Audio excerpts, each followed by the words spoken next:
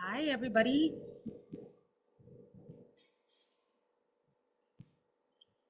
What is up? Hey Aditi, hi Oh, everyone.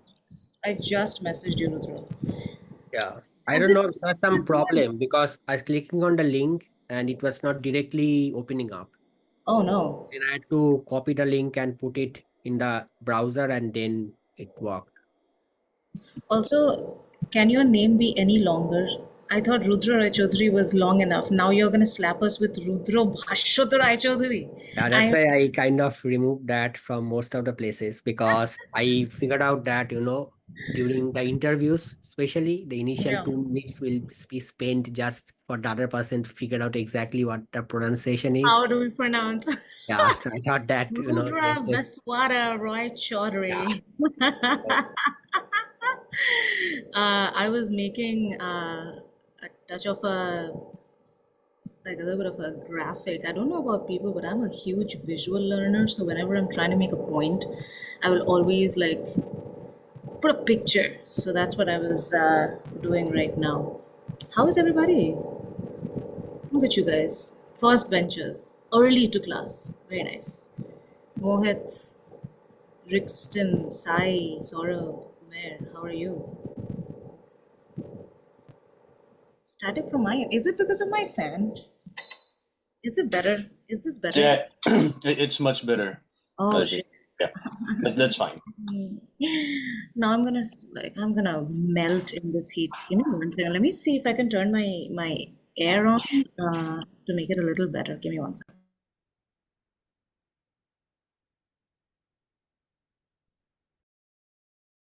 But you know what? I think I don't have my noise cancellation. Let me see if I can put my noise cancellation and it might be better. Wait, tell me now, if I turn my fan on, can you still hear it? no, I think this is better, Aditi. Is this better? No. Okay. The reason is I have guitar classes, so and it's an online teacher, so whenever I practice guitar on Zoom, he asks me to put the noise suppression on low because when I play, he cannot listen, and I keep forgetting to like amp it up to auto. So now you know. Anybody plays the guitar over here? I'm struggling. I play keyboard, not guitar. Play keyboard? Okay. Yeah. We're Bengalis, some sort of music has to be there in our blood, either drawing or cricket or singing or Since guitar. when are you playing guitar? Huh? Since when are you playing? So I started playing the guitar in 2016. Then 2016 to 2018, I went to NYC Guitar School. Mhm. And then I took a break because immigration happened and tenure happened. I feel like I should not be talking anything academic research related to you because you're like the highest of the high devils advocate of academic research. So that happened, 2019 to 2021. I took a break. I had to take a break, and now I'm gonna getting back, but it's getting progressively hard. I'm learning finger plucking, which is a beast in and of itself. But yeah, anybody else who plays the guitar or any other instrument, let us know. When did you start playing the keyboard, Rudra? I played, so I actually started learning when I was, I guess, in class 9 or something like that. Mm, So I learned for 2 years. This is, of course, back in India. mm, And then I didn't like learn formally as such after those 2 years, but then somehow because I guess that I love doing it, so I kind of kept that practice going like just at right. home. So I've been at like I think 5 different places till now in the last 5 years since I landed in Mm. the US. And I think apart from the first like during my grad school, all the remaining 4 years, like I have carried a keyboard along with me wherever I have moved. So That's I just awesome. keep playing at home. So yeah, it's more like that. That's awesome. You need to have something to kind of de-stress. Folks, I know you're here for EB1. We'll teach you EB1, but we can also talk about something else. So if you want to put it in the chat, how do you de-stress? Rudro plays the piano. Oh, is it a piano or a keyboard, right? It's a keyboard, yeah. Piano is slightly different. Aditi tries to play the guitar. What about you? You're gonna get started, but tell us a little bit about yourself. AGD, don't know who that is though. Hi AGD, Arun, Ashish, Atrey. My sister's name is Atrey. Aisha, Ayushi, Dori, Ishan, H. Very cryptic. Harsh, Madhu, hi. Manish, Mohit, Funny, Prajna or Pragna, I want to say. Preet, Rixton, Ron, Sai, Samir, Sona, Saurabh, Shweta, two Shwetas, dang. Shrishti, Singh, Taraka, Victor, Vishal, and Joe. Hello. Wonderful to meet everybody. I think it will be nice if like you guys can also like put your video on. Nothing mandatory, but if that's not a problem, Yeah, Vishal, thank you for taking the first. volunteering. Love putting some little peer pressure. That is always good. Good morning. Yeah, always like to hide my face.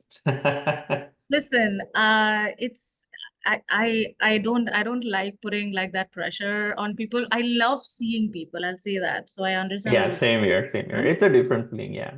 But the thing is, I also uh don't like to like project that I'm paying attention, like always head nodding, and I'd rather like do the work. So Okay. that's another thing. Saurabh, we can see your hand. Oh, now we can see your face. Very nice. Very, very nice. All right, folks, I'm going to give you some access to some documents. I am also going to give you some instructions how you are going to use those documents. We are expecting a team of 57 people to show up today. Oh. Okay. So the first thing is, I know there are quite a number of people who have joined us, 42. This is the first document that I'm going to give you access to. I'm going to put it in the chat. And I want everybody to tell me if they can go in and have editing access. The session is being recorded, Umair.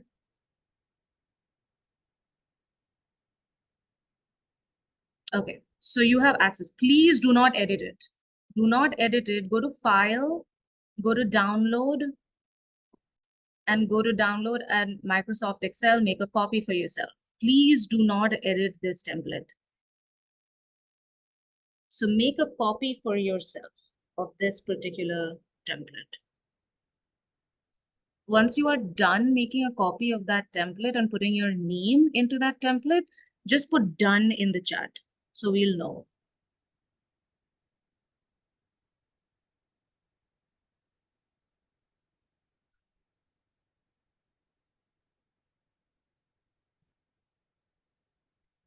Awesome.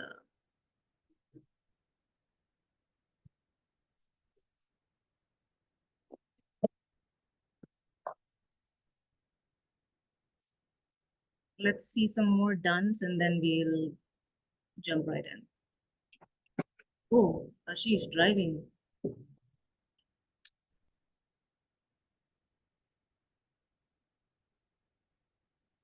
Oh. Like I said, please do not edit the document, just make a copy.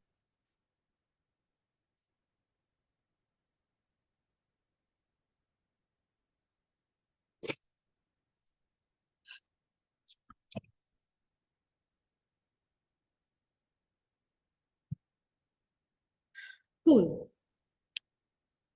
Okay, download, open and enter the name correct. Yes, I was away for a bit. Srishti, yes. So what I've done is I've put a link in the chat for you to have access to a Google Sheet document. Please do not edit it. Go to File, download it, or go to File, make a copy, and have a local copy of yourself. This is not going to be one of those sessions where you just listen and then ask questions. That's not going to be it. You have chosen to work on a Saturday morning. So this is going to be a very active session because we want you to make progress. All right, so I'm going to get started and kick off this event. Hi, everybody. Welcome to all 44 of you. My name is Aditi Paul. I don't know how people have heard of this event. but I'm sure glad that you're here. Hoping that you heard about this through Rudro's LinkedIn or my LinkedIn or the Slack community, whatever it is, we're just glad you're here. So what we're going to do is I'm going to go ahead and level set some expectations for you and then give the mic over to Rudro and go into the working session that we have today. So first things first, I want to level set some expectations with you. That is between me and Rudro. Rudro, as you know, he came to the US in 2019, and before you know it, he had his EB1 in hand. So he is here not to wow you with the marvelous work that he has done. That's not the goal of the session. The goal of the session is to transplant Rudro's brain and put it into your brain. What does that look like?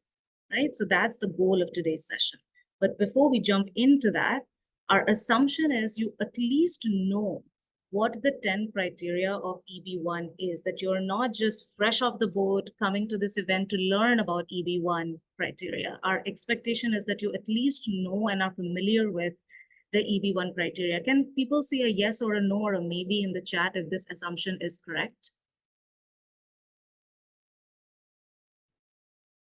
Okay. So the second thing is what we will not do. This is not going to be one of those sessions where you ask questions like, how many memberships did you go for? How many publications did you go for? What was your salary? What memberships? How do I get access to? I know none of those questions are going to be answered today because those questions are level 1 questions. Those questions are questions that 99% of the people who are going for EB1 will ask. We are trying to get you to the next level. We are trying to get you to think like an EB1 expert, right? The thing that took us 5 to 7 years to master, we are teaching that to you in 1 hour. That's our goal over here. The second thing is we want you to start implementing this. Active thinking and implementation session is what it's going to be today, right? So please make sure that the Excel sheet that you have created now, you are actively thinking as Rudro is talking, right? You're not just listening, you're listening, absorbing, thinking, and implementing. And we want to get you to the level where we are asking level 2 questions. Now, how do you ask level 2 questions and where does it stem from? This is where it stems from. If you go to any average EB1 info session, and I'm accounting for all the other info sessions that I particularly do on a Saturday, right? I'm far too familiar with this. People are going to think like this. This is how beginners think, how noobs think, that they are going to look at a criteria and they are going to ask, oh, this is the criteria. What is the work that I do to match this criteria? This is how they think. This is not what we're encouraging you to think today. We want you to flip the script. This is how you should be thinking by the end of today's session, right? What is the work that you need to do and how do you fit into the criteria? Not picking a criteria and trying to fit the work into it. People cool with this? Yes, no? Feeling good? All right. The last thing is, think about this. We want you to focus on the forest and not the trees.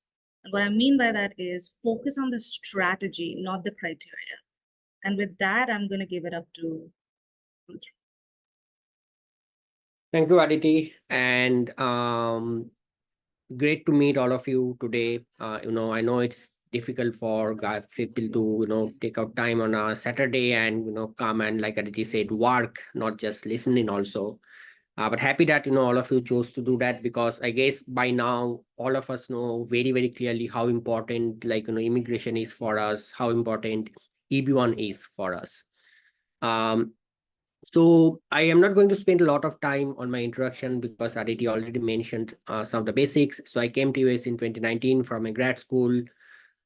This year in April is when I got my EB1 approved as a product manager. And I currently work for Tubi, which is a video streaming company. So let's get directly into today's session. So what I'm going to do is over the next half an hour or so, I'm going to talk through the 10 career moves, which really helped me, build my profile for EB1 and to do that in a very short span of time, which is probably like the main thing that is of interest here, right?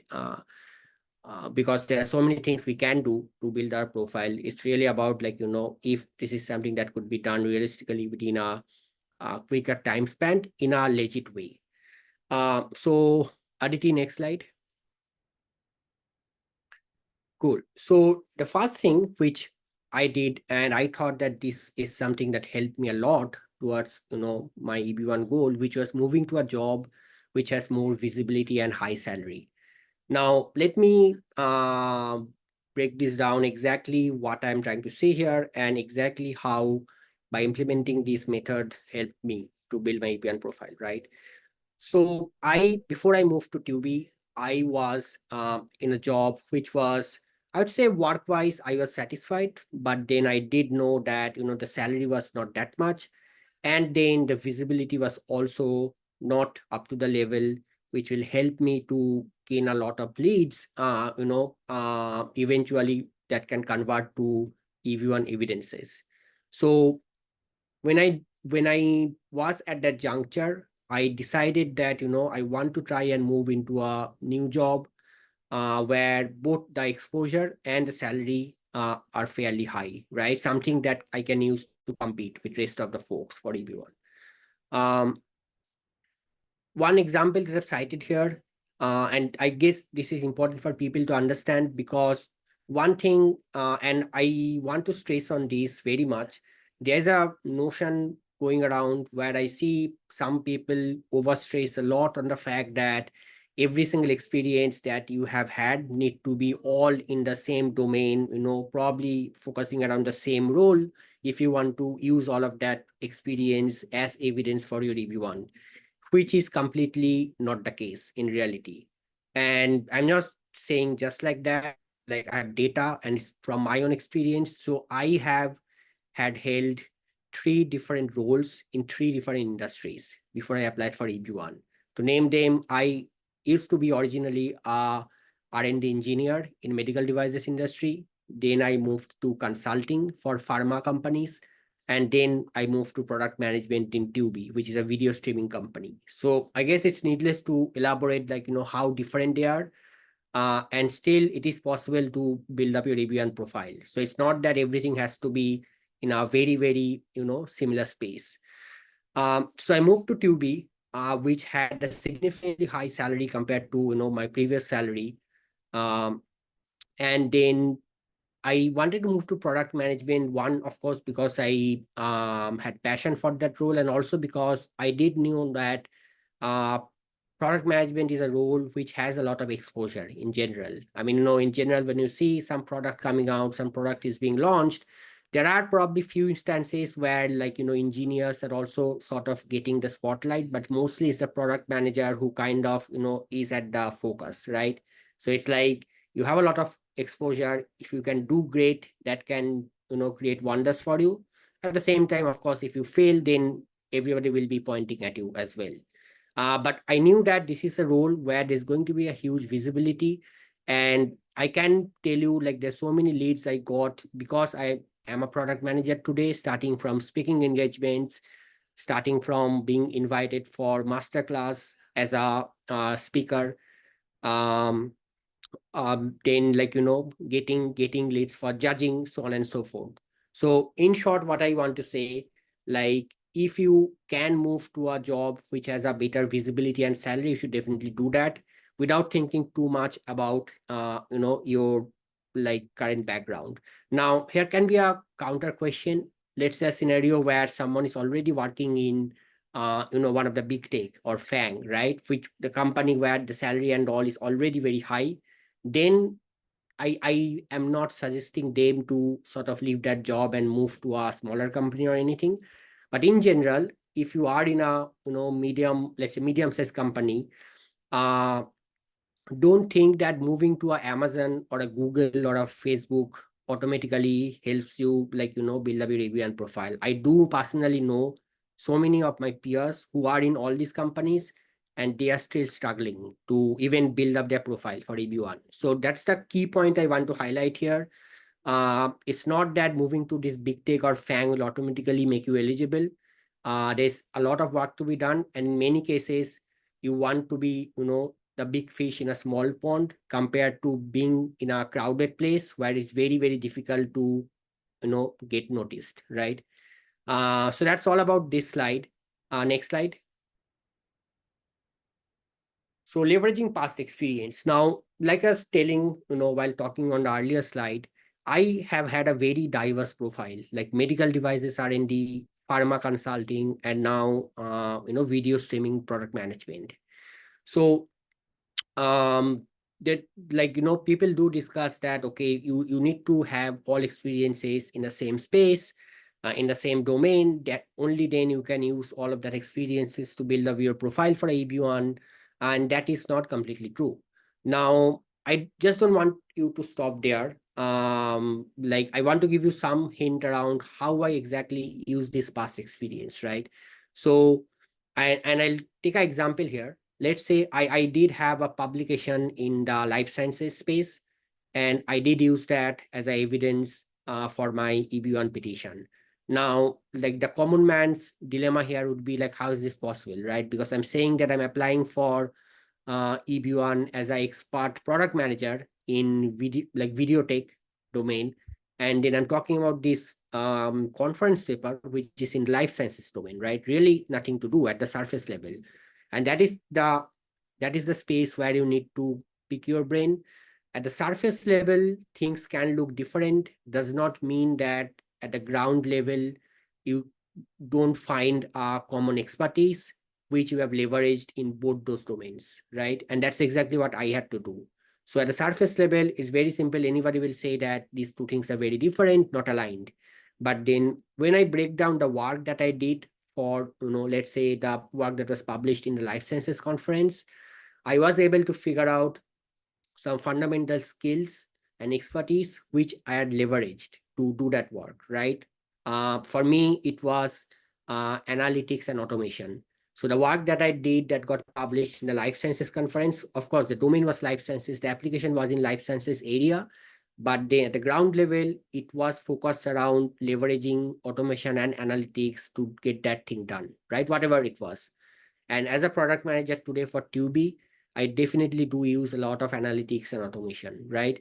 So the highlight of this slide is to convey at the surface level, things can look different, but then if you do a deep dive and if you're really able to analyze your profile, you will mostly see that there are some fundamental skills and expertise at the ground level where there is alignment, right? Um, Another very simple example can be, machine learning can be used for finance, machine learning can be used for healthcare, machine learning can be used for retail and whatever not. But then doesn't mean that if someone has worked in all of those domains, they have different expertise, right? Their expertise is still ML, which is something again that can be used as a evidence. So point is that, don't throw away all your past experiences just assuming that, well, those are different roles in different industries, so I cannot leverage that. There is a good scope that if you can do the deep dive and do the detailed analysis of your work and your profile, you might be able to use some of the past experiences, and this is definitely something, if you can do, then will significantly speed up your EB1 profile building process. Next slide. Prioritizing target criteria. Now, this is another important thing which I did very early in the process of building my EB1 profile. So there are 9 to 10 different criteria for EB1, and one thing I did notice is that not every criteria is meant for everybody, right? And which is so important. Now, let's say again, let me give you an example. So I am mainly a product manager now. As you know that as a product manager, I don't get a lot of chance to, publish papers which will have very high citations and things like that, right? Because that's not the expectation from product manager, right? We build products, we ship products, and our metrics of success is fairly different than, publishing papers and getting citations. For someone who is coming from research, let's say, PhD postdoc or whatever, they will be in that zone where they have the opportunity to publish papers and get that cited by many people in their community or outside in other research networks and so on. So I quickly realized that I need to target things which is supposed to be mine. I need to target things which is relevant for my profile, right? If I am competing in the wrong area, then that's stupidity, right? If I am saying that no, I want to publish 3 Nature papers and get 400 citations, that's stupidity. And I don't need that, right? In fact, I can give you data if that helps anyway to boost some of your confidence. I had total three or four, I think, IEEE first author papers, and all of them cumulatively, all of them combined had citations around 20 or 25. So, and I used all of that as evidence for my EB1 profile. So just saying that don't run behind things which is not meant for you. There is 10 criteria. Figure out based on your profile which are the top 4 or 5 criteria. I know it's 3 at least, but I usually recommend people to go for 4 or 5 just to keep some buffer. So we figure out which are the 4 or 5 criteria that is suitable for you, and then do that. One point I want to mention here quickly before moving on, it doesn't mean that getting citations can be difficult, but it doesn't mean that if you are in a non-research role you cannot write and publish paper. There is a process to do that. It will not get so much of citations probably, which is fine, because like I said, citation is not one of the metrics that you will be judged upon if you are applying, if you are citing, or if you are using these publications as evidence coming from a non-research background. But then there is a process definitely how you could still, if you want to put in that extra effort, you can go ahead and publish papers in good conferences, even though the citations might not be so high. Okay, next slide, Aditi. Defining your evidence type. So this is again something which is very important. Now what I mean by this is you'll see that for most of the EB1 criteria, maybe apart from the salary, which is very sort of binary and mathematical, it's a yes or no. But apart from that salary criteria, for most of the other criteria, there are different types of evidences that could be used to support that criteria, to justify that you have a strong set of evidence for that particular criteria. One simple example again, let's take the judging example, right, which says that if you have evaluated the work of others. Now again, let's think I'm a product manager. So if I have mostly never been into like that kind of a detailed research. I have been like for a couple of years, which was more of a master's research, MS, but never not a PhD or anything of that sort. So now as a product manager, if I'm thinking that I want to, get into that zone where I want to do a lot of peer reviews or publications like conferences or journals, then again, I am running after the wrong thing, right? Because I do know, again, I'm not saying it's not possible, but then I do know that traditionally, if you look how things work there, it's mostly like those papers are sent to PhDs or postdocs for peer reviews. So I again decided that okay, I don't want to compete there because that's not my area of that's not my area. So I instead chose to judge industry competitions, right? Where again, and this is again kind of ties back to the first slide I showed you, where I said that being a product manager definitely gave me a lot of exposure, definitely gave me a lot of visibility. So, and I do know that as a product manager, it has really helped me to get that exposure where people really, started to call me in for judging competitions, right? So this is again trying to say that based on your profile, choose what kind of evidences will be best suited for you, will be best feasible for you, right? I'm not saying again, I cannot do peer review, but then that is probably something that is more complicated for me compared to judging an industry competition. So choose wisely, what kind of evidences you'd like to work on. Next slide. Perform excellent at your day job. Now, this might seem, something very like obvious, or you might think like, okay, like, what exactly do I get by doing really great at my day job? And again, I'll give you some examples like how this has helped me. When I mean excellent, so I didn't use the word good because good is not enough to stand out, right? So all the help that I got from my company, that could probably not have happened if I was good. And I'm not boasting here, but I just want to convey the message that why it's important to be beyond good, right? So a few different things, the way it helped me, right? Because of how I performed, how I delivered. One was relationships.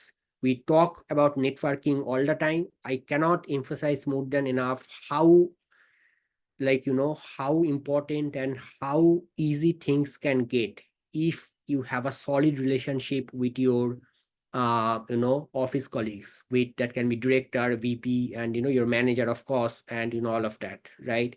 So I had a very, very solid relationship, to that extent where when I pitched to them that I, like, for those of you who might not know, I even have a O1 before I went for a EB1. And for my O1 also was not something that I ran out of H1B and then I decided to go for O1. I anyways wanted to go for a one independent of my H1B. I still had a H1B attempt left. So when I pitched to my manager, then his instant reaction was like, um tell us what we can do to get this done, right? And that is the level of confidence you ideally would want to get out of your team. Because trust me, if you have that level of support, if you can get that level of that level of backing from your company, then a lot of things will get easy. Starting from, and I'll give you again examples. So letters for critical roles, the way this, they usually, a lot, I know a lot of people, they work with me, they tell me that how they are tackling the critical role, letter of recommendations and all of that. Typically the process is like, you will write something, a draft or something, and then you will send that to whoever the referee is, and they will sort of maybe make some edits and something and put their signature, right? That's how typically people does this. For me, it was not that. And I agreed to this because I had that level of confidence on my manager, my director, my VP. So I just told them that I just gave them few cues that these are the kind of things that's needed for immigration purpose. This is the kind of thing that USCIS would like to see, right? And that was the only cue. And trust me, the letter they wrote, I would have never been able to write that letter for myself. I mean, I can blindly say that. I mean, the letter was written with so much of like meticulousness and like the way that story was presented. I mean, it was like something that I myself would have never imagined that I can write at that level. So, and I know that this was possible because of a fundamental reason that those people really wanted me to get this done, right? The problem of immigration had become not only my problem, but it also became their problem. They wanted to solve that on my behalf, right? And they were like, we will do every single thing that can be done in order for you to get this, right? I mean, we'll try our best. Of course, there's no guarantee. Nobody can give a guarantee, but they tried their like, level based or beyond level based to get this done for me. And I cannot like emphasize enough, starting from critical role, how the work that I've done for Tubi and also for my past company, like how some of the work could be curated and used as evidence for the original contribution. And even like, like I've represented Tubi in places where like as a like product manager one, back then as product manager one, I got promoted this year beginning. As a product manager one, I can tell you that like it's very difficult to feature in those places unless and until you have a huge backing from your senior leadership, right? So yeah, summary of this slide is that um, try to do a very good job at your day work, because there are so many things that you can get out of that if you can create that relationship and if you can create that impression on your team. Cool. Next slide. Yeah, create a EB1 work schedule. Trust me, this can sound very simple, but most people struggle to do this, right? I know people And again, I'm not like blaming anybody. Everybody has their own priorities in life. So, every like they can decide what they want to do and what not to do. But I know people who got connected with me when I received my O1 last year, and they said that, really interested to build a profile for O1 or EB1 or whatever. And then they again connected with me after I got my EB1, and they are at the exact same place, right? Without moving an inch. And I guess this is a problem with many people, and the problem exists because people fail to, sort of like follow through, right? It's easy to say that I want to build a profile for a EB1, but then you need some discipline in order to get your profile built over a realistic span of time, right? I know there's a lot of things that we are like, consumed with in our day-to-day life, but still I recommend people that, create a calendar for your EB1 work schedule. Let's say, so I, for example, made a point to myself that every weekend, for 5 to 6 hours, I definitely want to spend on my EB1, right? Now, does that mean that every single weekend I was actually able to spend 5 to 6 hours? No, definitely not. I also have other things where I got dragged sometime, maybe here and there, right? But even then, having that schedule makes you accountable. Having that schedule keeps you on the push that, okay, I need to get this done, and I cannot just let it go, right? So I want you guys to create that habit that this is something which is important.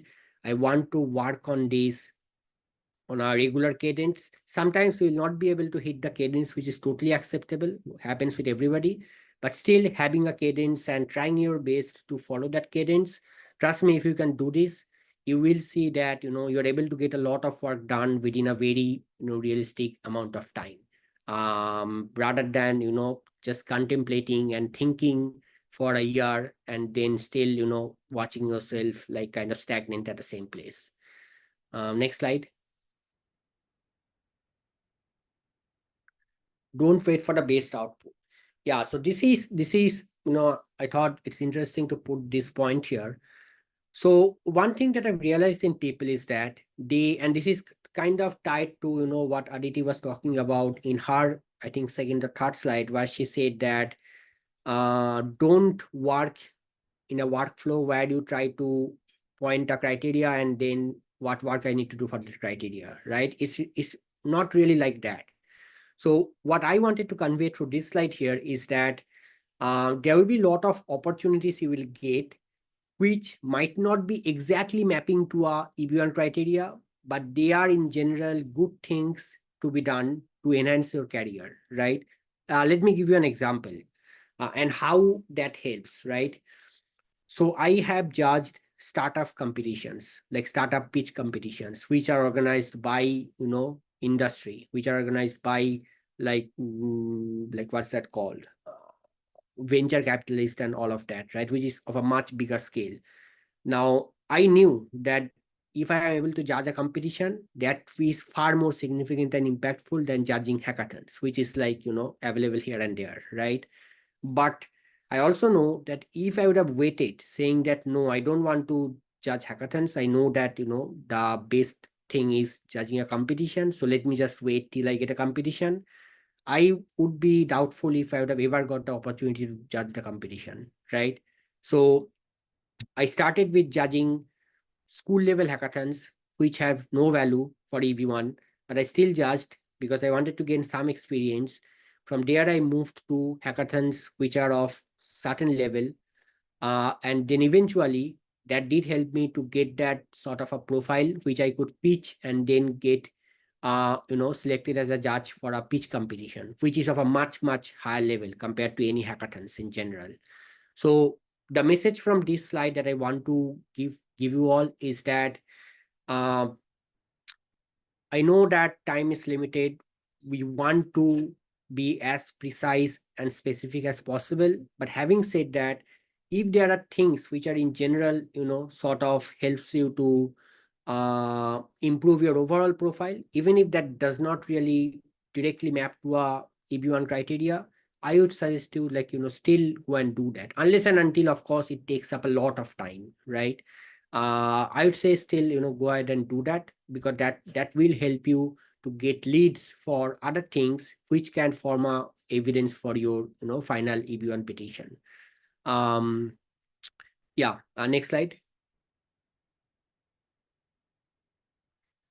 This is, I think I have been talking about this almost in all the slides in some way or the other. So collaboration networking, will take you a long way. Try to figure out people who have the same goal as yours. This is very important because, I mean, for example, I'll tell you, this is a real story. So there's someone who collaborated with me to write a paper. Now, when she approached me, let me back up, right? And this is again connected to the previous slide I was talking about. So I had collaborated with a couple of folks and written a book, right, which currently sells on Amazon. It didn't really help a lot for my EB1, but anyways, I wanted to write the book to get that experience and to have, sort of, I thought it's a good thing for my profile in general, whether it can be used for EB1 or not. So I collaborated with some couple of folks, and then I authored a book on product management. Now, a lot of people, and I mean people who are 7-8 years more experienced than me, right? And that's the sort of power you get if you can perform at what you are doing, right? These are people I'm talking about who are 7-8 years senior than me, and they approached me saying that we have been part of groups for 6 months or more than that. All that we do is we meet every week, we discuss, we go back, and that's it. And we are doing this for the last 6 months. There's no execution, there's no output that I'm seeing. So I would like to collaborate with you if you are okay, and I want to work with you to publish a paper, right? And then I talked with that person, and I thought that, okay, like she also looks as driven as I am for EB1, so I decided to collaborate, right? And we eventually did write and publish a couple of papers. So moral of the story is that try to work with like-minded people. uh if you can find mentors who can guide you, like always, recommend it to work with them. uh, Again, one point I do want to highlight here, because I myself also mentor folks for their O1 and EB1, which is that work with mentors who are little bit from a similar background, right? And reason I'm telling this again, if you go back to some of the initial slides we went through, it's very important that what you are looking for kind of aligns with what that mentor might have also achieved, right? So for example, if someone, let's say, who is a product manager, they want to build their profile as a product manager, and they are working with like a mentor who has a EB1 in, let's say, I don't know, who has EB1 in, let's say, life sciences, research, right, or PhD or something. It will be difficult to get some alignment, because the kind of things that mentor has done to get his or her profile built will be different than the kind of things that this guy as a product manager needs to do, right? So I always tell people that if you are a product manager, for example, try to work with mentors who have got EB1 in the tech space. That will have the maximum alignment. Similarly, vice versa, if you are a PhD candidate, try to work with mentors who have got their EB1 as a PhD holder, right? Or who are very much into the research space when they got their PhD.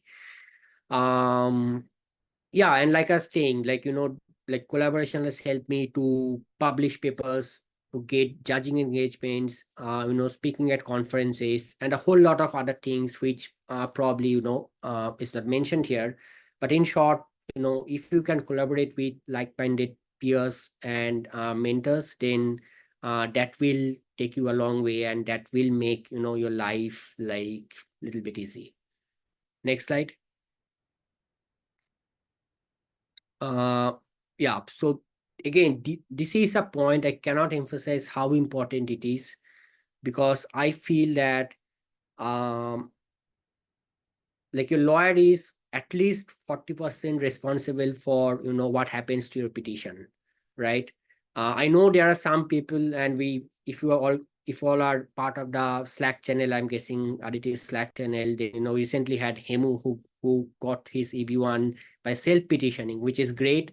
But I also, think realistically that that is not something that everybody might be able to do, right? In general, the tendency would be that we want to work with a lawyer to get our petition done and then file for EB1.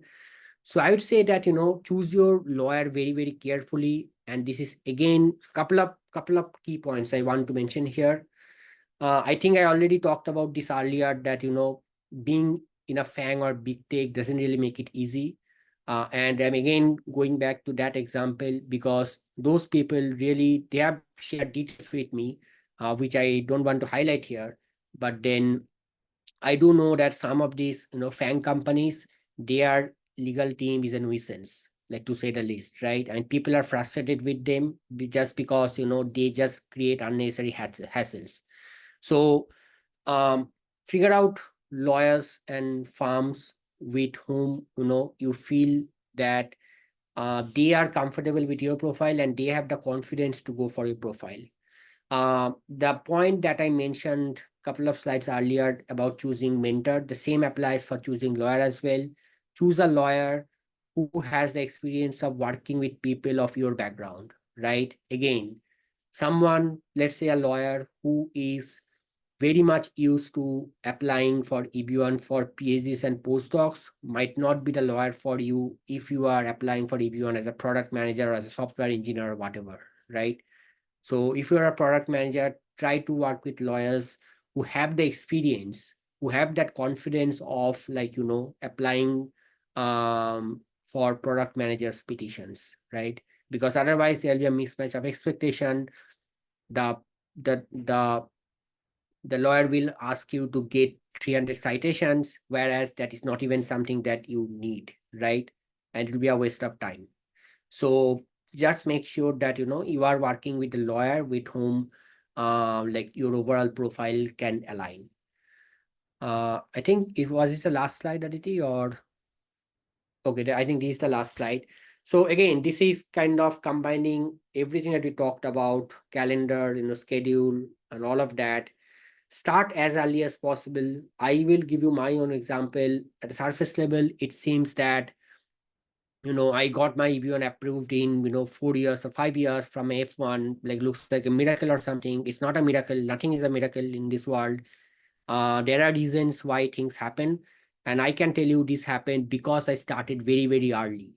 Along with the fact that I was able to leverage some of my past experience as well, right?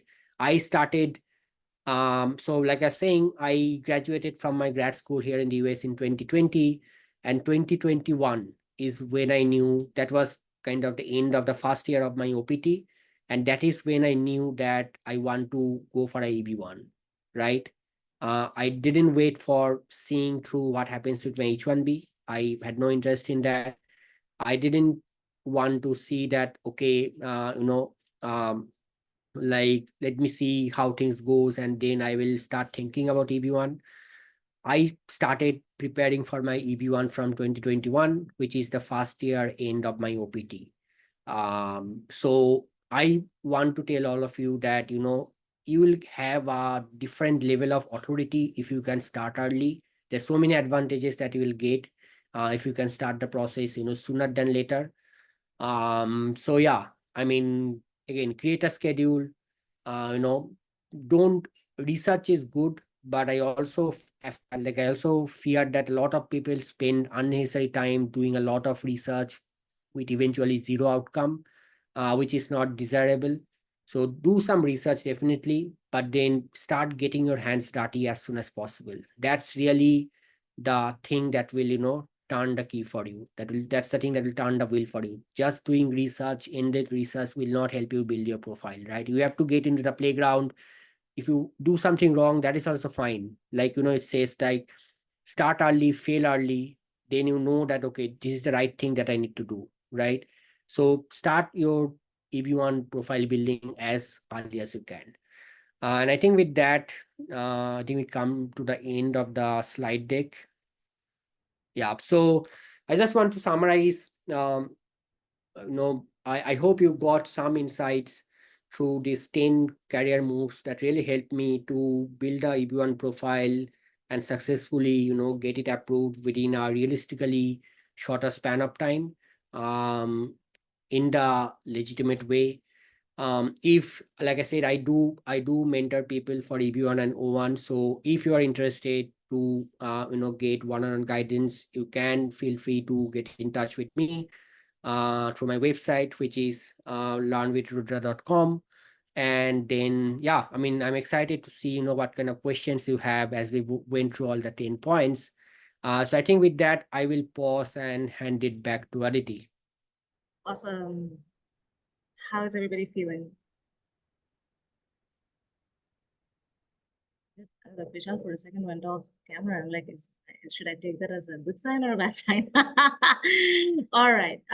Before we get into questions, remember, we are fully expecting you to ask level 2 questions today. And a good indicator of those level 2 questions is open-ended questions. Questions that elicit answers like specific numbers, you're still at level 1, right? So ask some deeper level questions today so you can implement it in your work.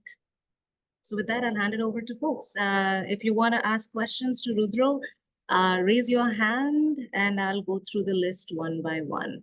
Rudra, can we stick around for like another 10 minutes or so because we are jumping into Q&A a little later? Yeah, that's fine for me. I can. Okay, perfect. All right. Raise your hand. There's a reaction button. Just raise hand and I'll go through the list. Okay, please keep it to one question per person so that we have enough time for everybody. And by one question, I mean not one question and one small question, one question. Atre. Hi, Rudro. Thanks, Aditi, for this platform. I just had one question. How do you leverage your work for media coverage? Like, do you, as you said, you were invited to conferences, but like, I don't know exactly how to reach out to like publication houses. Do you reach out or like, how do you, or is it just like a circumstantial thing which happens? So I had that question. Yeah, thanks for the question, Atre. So a couple of things. Firstly, for conferences, like I said, like the one that I attended and presented on behalf of Tubi, that was based on my work. So something that I did, which was kind of, I don't say revolutionary or anything, but something that had great impact on the business. It was like a Gen AI product, to be precise, and we all know what's happening with Gen AI right now. So that got a lot of recognition, and then I and one of my colleague from the ML team, we were invited by AWS for a special theater session in this. There's a conference called NAB, which is like a big conference for media and broadcasting industry. I think it's running even before we are born, probably. So yeah, it's out of the recognition of my work. So that is one. And then there's another competition. This happened when I was back in India, where I had worked on a project. It was for a global competition organized by Google. And then we didn't win the competition eventually, but then me and my team, we came in the top 10 or 15 out of 3,000 global teams. And that competition had a lot of recognition. So you have we had Huffington Post who had covered about that, and in India we had Times of India and ABP News who had covered. So they approached us, and then they are basically like happens like they want to cover these kind of interesting stories, interesting projects. So they basically approached me and my team, and then they interviewed us, and that came out in the newspapers. So both of these were organic, I would say. So it's not like I got in touch with some media person and told them that publish my picture or whatever. It was not like that. And I don't honestly know. I know this is something that a lot of people is trying to do, which is kind of sad, but I don't think it makes any sense to do that. So I mean, unless and until it's really happening organically because of the work and the impact of the work, it's not like you can approach some media person randomly and get yourself featured. Yeah, I would highly discourage you from paying for media. And that is not coming from me, that's coming from lawyers and their experience of getting folks talk about this and USCIS officers mentioning that. I'll share my screen to show you that even though I'm not in the run for EB1 anymore, I do get messages like this. Blog feature, I am Sakshi, communication PR specialist. I'm writing to propose an article to be published in a leading newspaper. There are some slots that are currently available. This is a no-go for you. Good things are not cheap, cheap things are not good. That's what you need to remember. If you're being asked to pay for something, then that means anybody can pay and get it. So that's not extraordinary. Don't fall for it. Bonnie, go for it. Hey Aditi, hey Rudra. I had a simple question for Rudra. So, given that you were working in product and all the sort of past experiences that you mentioned before your current role, how do you think your profile was differentiated against like perhaps other product people who are also applying at like smaller companies who are big fishes in their own respective smaller oceans? Yeah, that's a good question, Bonnie. So, firstly, I don't like I didn't think it in that way that how I can distinguish myself from someone else. But for me, it was more like how can I prove myself to be an expert in what I am doing, right? And if I have sufficient evidences for that. Now, like you talked about the diverse profile that I have, I had to figure out like what can be a connecting thread that can sort of add up all my experiences in one direction. Because again, at the surface level, things are very different, like no doubt about that. For the common man, it will look things which are very much in different directions, and that doesn't sum up for what is needed for everyone. So I had to do that ground level analysis to really understand that what can be a connecting thread for all my 6-7 years of work experience, so that I can put myself as an expert for a particular niche or area of expertise. And that I will say really helped me to present my case. And then I'd like us saying that I had experiences in my previous roles as a non-product manager, which I was able to leverage big time. So I do know that they had a lot of impact in my profile, and because I had them, uh, I would say that things were a little faster for me. Awesome, thank you. Victoria.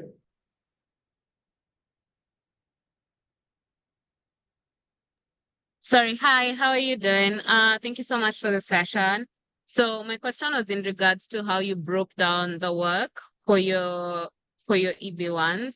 Like, what work schedule did you go with, and how do you even come up with one from scratch? And were there any challenges during this work schedules? Thank you. Thanks for the question, Victoria. So one thing I do want to mention is that I did have a schedule, but then it didn't mean that I used to work only on those schedules, right? So I mean, I will, if I have to be very honest, I will tell you that I have tried to work on building my EB1 profile 24/7. So schedule is just to guide you, like so, like what I mentioned. I had a schedule saying that okay, every weekend I at least want to spend 6 hours on my EB1. Does not mean that I was not working even throughout the week, because you don't know how and when opportunities will come up. And if you want to do this in the most efficient way, you will have to be ready for every single opportunity that comes up, right? This might not be very advisable, but I'm just being very candid here. I have also tried to take a couple of calls during my regular office time as well, if that was something that came up, and that was something that I couldn't avoid, but I also didn't want to waste that opportunity. So every weekend 6 hours for everyone was the minimum target for me. But then I literally used to work 24/7, like weekdays, weekends, whenever I got a chance. Like for example, um and I think I see it as a question around judging here as well. You have to do a lot of networking to get some of these leads, right? I mean, I'll just give you an example. So I currently serve as a part-time startup advisor for a well-known accelerator, right? Now, had I just, sat down thinking that someone from the accelerator will view my LinkedIn profile and they will invite me, it would have never happened. I know for a fact it would have never happened. So I had to myself, proactively figure out people who I thought that could be a lead for, doing certain thing. I had to reach out with them, speak with them. Most people, as expected, will not respond, which is fine. I just need, few responses. Um, so I like my work plan was more like, okay, I have a basic structure that I want to follow. Like for example, let's say I'm targeting to publish 2 papers, so I'll keep working on the papers and articles, but does not mean that I will not work for judging in the meantime, because I am a strong believer that there's a lot of things, in fact most things can be done in parallel, and I myself am a believer in multitasking. I know some people like agree, some people disagree, maybe, but I strongly believe in multitasking, and I like, at least personally, I'm someone who can execute that well enough. So I would say that I did have a regular cadence plan where I was like, okay, I want to get the publishing thing done, then I want to get judging thing done. But that does not mean that if something was coming up in the meantime, I would simply like kind of put it out saying that no, right now I'm focusing on publishing, so I don't want to think about the judging criteria. I don't Um, think that's the efficient way of working. so sorry, just as a follow-up, like this work plan, do you work on this criteria with your lawyer, or you come up with the things and then you come up with the works that you want to do and then you go after it and then talk with the lawyer? Like at what point did you decide to incorporate lawyer? So I spoke with the lawyer only a couple of times. The reason being, I don't think, and I've heard this from many people, I don't think lawyers have that time where they will sit with you every week, as simple as that, right? Or even every month. So I had spoken with the lawyer only a couple of times in between, which were more of like touch points, right? So one was at the beginning where I said that, okay, these are the things I'll do to build my profile. And I got the heads up. The lawyer said that, okay, go ahead. Then there's a touch point in between. Maybe, I think it was around 4 months later or so, when I wanted to check in, right? That, okay, these are the things I'm doing. I'm not there yet, but these are the things in the pipeline. Do you think that I am headed in the right direction?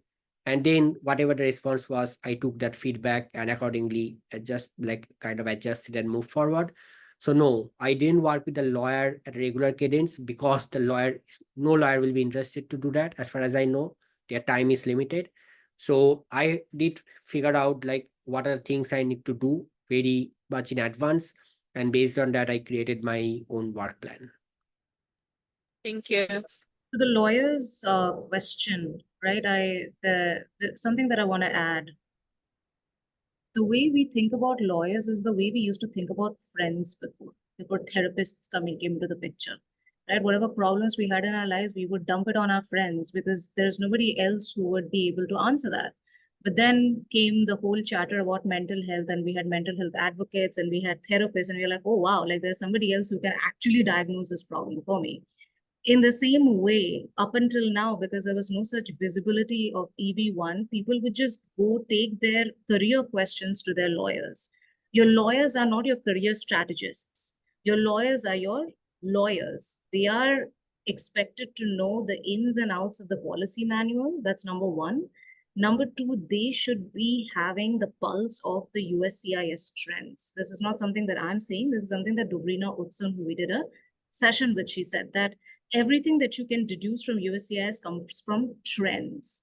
So instead of going to a lawyer and saying, I did this hackathon, does that count?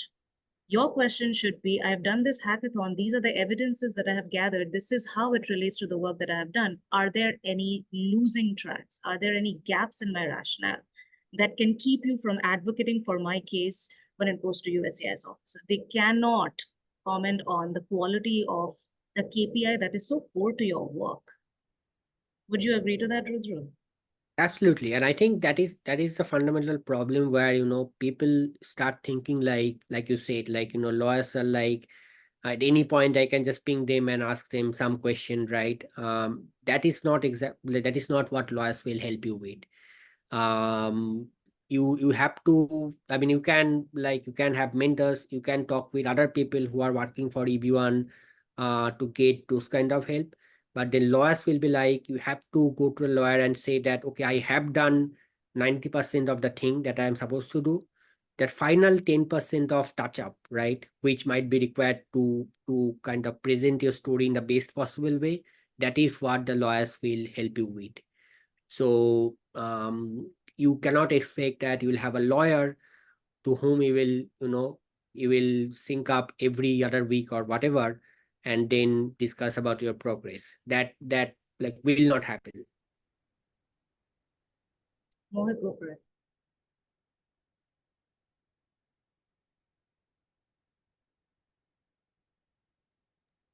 Mohit?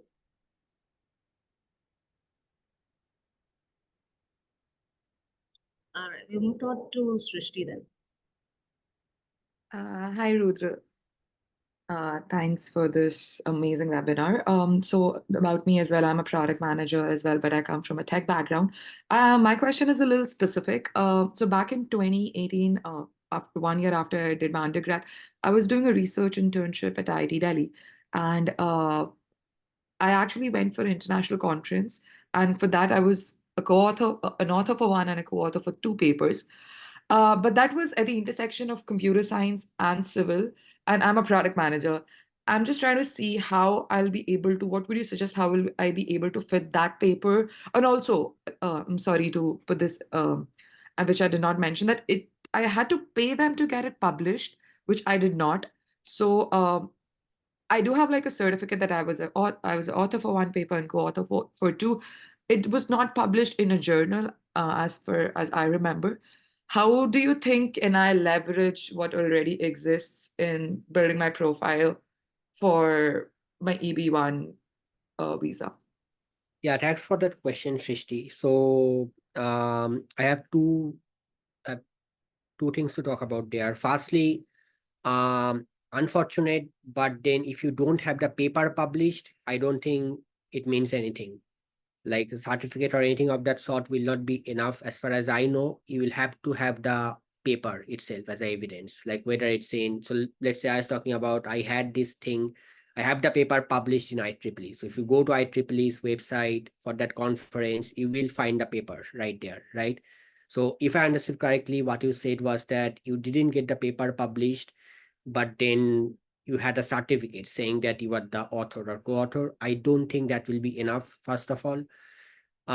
Secondly, and usually I don't know like exactly what mode of payment or exactly what the structure was, because when I published based on my work at IIT Madras, and then it's usually the department who pays. When a student is publishing a paper with a professor or whatever, it's the department who pays for the conference and all of that. So I'm not sure why it was the situation, why, where you had to make the payment from your side. It should not be ideally the case. The second point that I want to make here is that it's difficult for me to say right away how you can tie it up with your current role as a product manager and between a paper which is at the intersection of computer science and civil. I tell people that, based on my own experience and how I was able to tie up between life sciences and video streaming, if that is possible, I will be mostly sure that there will be some way to tie up for your case as well. But I cannot say that here. How will you do that? Because for that, I'll need to really understand your overall profile more precisely. I need to understand exactly what went into that paper that you are talking about, and then exactly what you do, like intake, that is okay. But even with intake, there's so many different things that different product managers work on. So I need to understand what exactly you do with intake as a product manager today, and only after I have both of that information, then I might be able to help you with identifying that what is the connection trait for your case. But yeah, that's my answer as of now. Just one follow-up question. So you're saying even if you've like went there, presented, been author or co-author, it needs to be published in a credible space to like then cite it. That's what you're saying. So that is the standard norm. I'm actually curious about this particular conference that you are talking about, because usually, if I'm not wrong, we were even said this very clearly for my case, it was all IEEE conferences, and I think there's a IEEE has a rule like if at least one person, like not the entire team, but at least one author doesn't go and present, then they don't publish in the proceedings. So I'm curious, like exactly what conference this was, where Water analysis, soil and water. That was in Belgium. Soil and water. but yeah, I don't have any clue, and I am doubtful like why it was that you needed to pay and the department didn't pay. So I think that there's still a possibility for me to get it published, but I'll dig into it and Then you have to, yeah, then get it published. If there's a possibility, I definitely want you to be able to leverage your past experience. So if you can do that, definitely get it published, because as evidence, providing a certificate that says that you were the author for a certain paper will not help. The lawyer will ask you for the actual paper. Okay. Thank you. All right, folks, we have a hard stop at 1:10. So I know some folks have been raising their hands as we move along. We may not be able to take everybody's questions. Just putting it out there. H, go for it. Hi, I'm also in the same path as you. I'm currently a product manager, but previously I do not have any tech experience.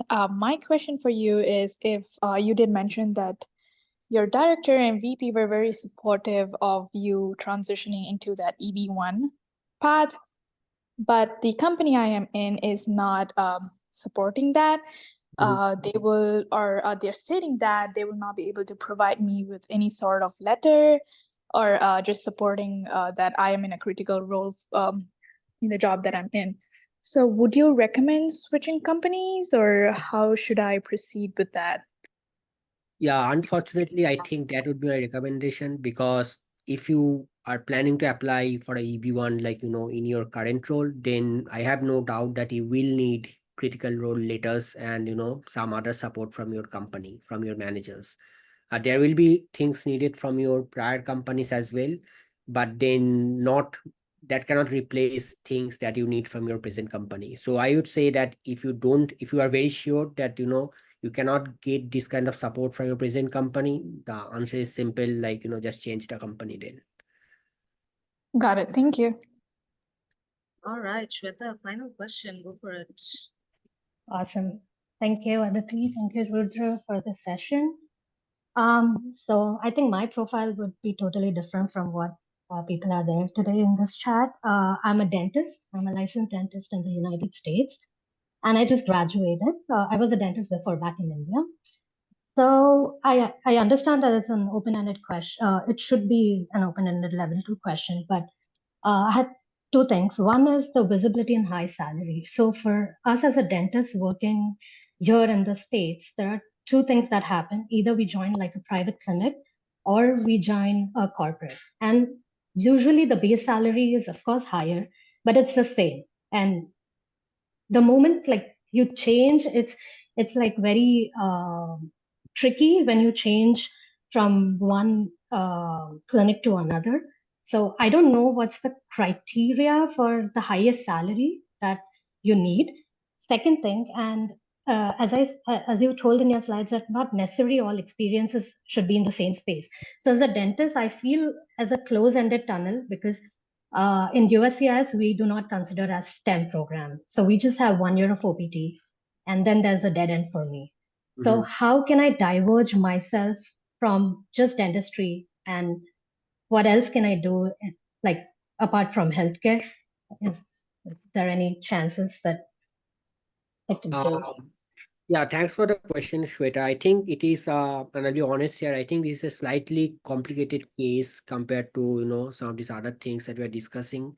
It's a very, very specific case. For your first question regarding the high salary, again, I don't know exactly. I really have no idea, like, what's the salary range for dentist is in the US and whatnot. But then I can tell the general calculation. So what they do is they'll take your base salary, your designation, and then your location where you are based out of, and then they'll calculate if for all the salary ranges for that particular role and location, if your base salary comes in the top 10 percentile. This is more or less the standard calculation that will be done. And if your base salary does come within the top 10 percentile, then you'll be able to check the salary criteria, high salary criteria. For the second question, like I would have loved to help you, but unfortunately I don't have much insight there, and I don't want you to give any like wrong suggestion or information. But yeah, I don't have much knowledge in that space. I understand that you are in that time crunch probably where you have just 1 year of authorization, and after that, um, like you have to figure out something. So as a like if you're a dentist, like I would guess, this is what my guess is, and you should be able to move to the the industry in general, like in around healthcare and life sciences. That would be, if you ask me, if I was in the same position as you, I would have thought that would be my immediate move, because that is something that still seems feasible. And once you move into that space, beyond that you can think about doing something else. One quick note here, it doesn't have to be really only the wet lab or the research sort of roles, because I do know that there are people who are doctors and all that then they moved to consulting roles as well in the same space, of course, like in life sciences or pharma or whatever. So I think that is another role apart from the typical research roles that you can target maybe. And like there can be companies who might be willing to hire someone with a dentistry background in a consult in a as a consultant, right? So yeah, that is all that I can think of right now. I don't have more insight there. So to follow up to what you asked, like usually a typical salary for a dentist in the United States is from 200 to 250. And since I've taken a job in a rural area, so that's giving me a leverage of a high salary. I suppose that's what one of the criteria matches. And in my school, I have petitioned about immigrant foreign dentists. So I don't know if that would serve as a criteria. And I I have think majored. that, Shweta, I think we're getting into a specific Okay. profile diagnostic space. You're welcome to book a time with Rudro so Sure. that he can like deep dive into that. I didn't want to cut you short, but we are treading into the grounds of I agree. specific information, and this is recorded, so it's going to go out to the public. So I'm not sure how much of your specific profile you'd like to reveal in a publicly available recording. Thank you. Yeah, thank you. Thank you for that. All right, Rudro. I have a question for folks. I'm going to give the floor to Rudro for a comment, but I'm putting a question in the chat, and I want you all to put in your answers for that question. That Rudro's work today would fructify if you answer this question. That is, based on what you have learned in today's seminar, what is that one step you'll take to make progress in your EB1 profile? Rudro, any last minute advice for folks as people are answering this question? I'd say that, be proactive. Don't wait for things to come to you. Nothing happens like that in this real world. You will have to get down in the playing field. You will have to reach out to people. I saw this one question where someone asked that, did I reach out to these hackathons and, VC competitions? So absolutely. Like I said, I'm not a Nobel laureate or anybody that, a VC will reach out to me saying that, come and be a judge, right? I reached out to several people like that. And again, you just need a couple of responses, right? So I probably applied to total 70 or 80 places like that, including hackathons and competitions. And eventually, in total, I got, I think, 6 or 7 calls, which I did and used as evidence in my EB1 profile. But again, coming down, the general guideline for me will be proactive, plan things and start things early. Don't waste time doing a lot of research. Get into the, actual working environment. And then, like I said, um, try to do the right things which are suitable for your profile. Don't just look at generic things here and there and start running after everything. That will, trust me, just be a waste of time. So try to gauge that and evaluate that as early as possible, that these are the things which are right for me. and I want to invest my time in getting this done. That is, according to me, the most efficient process. And yeah, I think that's pretty much it. I'm more than happy to help you guys. If you require guidance or anything of that sort, you can reach out to me. And yeah, I think that's all from me for today. Awesome. Thank you so much, Rudra, for your time. I am going to put the Slack link in the chat one more time. That is also where you'll find Rudra, and set up a time with him, talk to him, and get transplant his brain into your brain if you want results like him. But I also want to congratulate everybody who made time today. This is not, I always say this, coming into any EB1 session is not the most exciting thing. You're coming over here to chalk up more work for yourself, more headaches. Who wants that? But I'll make a very, very Bollywood reference because I love movies.